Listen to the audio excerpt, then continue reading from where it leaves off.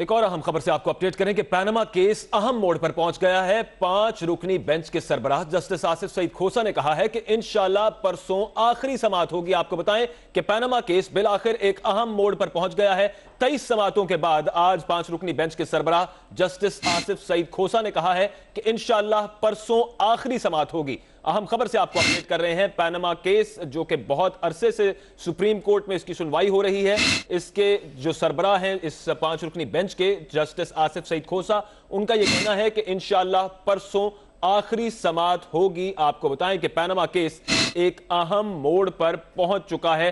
23 समाअतें हो चुकी हैं इस केस की अब तक, और इस 5 रुकनी बेंच जो इस केस की समाअत कर रहा है उसके सरबराह जस्टिस आसिफ सईद खोसा ने कहा है कि इंशाल्लाह परसों आखिरी समाअत होगी।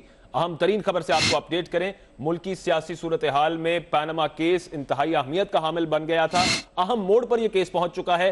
5 रुकनी बेंच जो इस केस की समाअत कर रहा है, इस बेंच के सरबराह जस्टिस आसिफ सईद खोसा ने आज की समाअत के दौरान रिमार्क्स दिए हैं कि इंशाल्लाह परसों आखिरी समाअत होगी। अहम खबर से आपको अपडेट कर रहे हैं कि पनामा केस एक अहम मोड़ पर पहुंच चुका है। नाज़रीन, आपको बताएं कि 23 फरवरी का वक्त दिया है जस्टिस आसिफ सईद खोसा ने, और उन्होंने कहा है कि परसों इंशाल्लाह इस केस की आखिरी समाअत होगी। अब तक 23 समाअतें हो चुकी हैं इस केस की। पनामा केस एक अहम मोड़ पर पहुंच चुका है, जहां सबसे पहले पाकिस्तान तहरीक इंसाफ के वकला ने दलाइल दिए, शेख रशीद साहब ने दलाइल दिए, जमात इस्लामी के वकला ने दलाइल दिए। उसके बाद आपको बताएं कि वजीर आजम के वकील और वजीर आजम के बच्चों के वकला ने दलाइल दिए, जबकि आज चेयरमैन नैब और FBI को सुप्रीम कोर्ट में बुलाया गया, उनसे भी बयानात लिए गए। और आज जस्टिस आसिफ सईद खोसा ने, जो कि इस 5 रुकनी बेंच के सरबराह हैं, ये कहा है कि इंशाल्लाह परसों इस केस की आखिरी समाअत होगी। परसों यानी कि 23 फरवरी को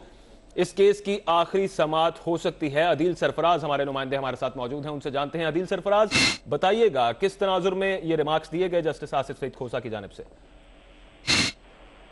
जी बिल्कुल, जैसा कि आज चेयरमैन नैब और चेयरमैन FBI ने अपने अपने जो आर्गूमेंट्स हैं वो अदालत में दिए हैं और उन्होंने अपने जवाब भी जमा कराए। उसके साथ साथ उसके बाद attorney general of Pakistan Ashtar Ausaf की जानिब से आज दलाइल दिए गए थे और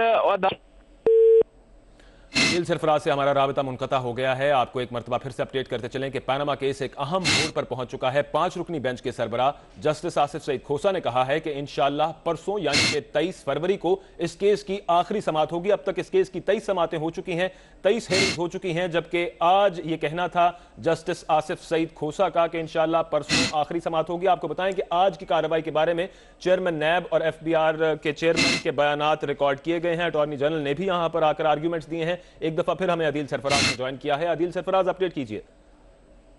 जी बिल्कुल, अटॉर्नी जनरल को आज सुप्रीम कोर्ट ने हिदायत की है कि वो कल तक अपने जो आर्ग्यूमेंट्स अपने दलाइल हैं उनको खत्म करें और उसके बाद अदालत का ये कहना है, जस्टिस आसिफ सईद खोसा जो कि इस बेंच की सरबराही कर रहे हैं, उनका ये कहना था कि कल अगर आप दलाइल मुकम्मल करेंगे उसके बाद रिबटल के लिए 1.5 दिन दिया जाएगा। जो दरख्वास्त गुजारों के वकील हैं नईम बुखारी कल अपने दलाइल देंगे और उसके बाद जो बाकी दीगर वकला हैं दरख्वास्त गुजारों की जानिब से वो अपने दलाइल मुकम्मल करेंगे और उसके बाद परसों तक इस केस को कंक्लूड किया जा सकता है। ये इशारा दे दिया है, आज अंदिया दिया है जस्टिस आसिफ सईद खोसा ने, जो कि इस की सरबराही कर रहे हैं। और आज 24वीं समाअत थी। इससे गुज़िश्ता एक हफ्ता पहले तक तमाम जो समाअतें हुई हैं वो रोजाना की बुनियादों पर होती रही हैं, लेकिन आज चूंकि जस्टिस अजमत सईद शेख की सेहत खराब होने के बाद जस्टिस आसिफ सईद खोसा ने कहा था कि हम हफ्ते में 3 रोज तक इस मुकदमे की समाअत करेंगे और आज उन्होंने ये अंदिया दे दिया है कि परसों तक इस केस की जो समाअत है वो खत्म हो सकती है, इस केस को खत्म किया जा सकता है, कंक्लूड किया जा सकता है।